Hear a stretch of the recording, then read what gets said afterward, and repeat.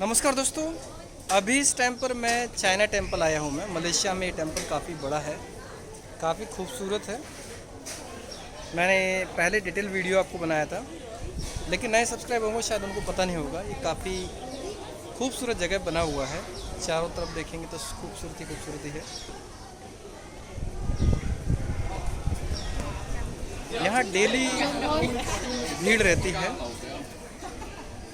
Sunday को और त्यौहार के दिन तो और ज़्यादा होती है, बाकी डेली भीड़ रहती है।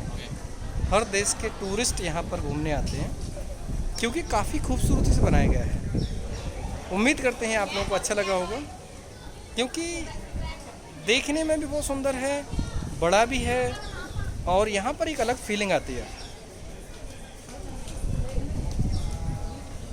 मुझे पूरी उम्मीद है, पूरा विश्वास है आप लोगों को ज़रूर पसंद आएगा। धन्यवाद।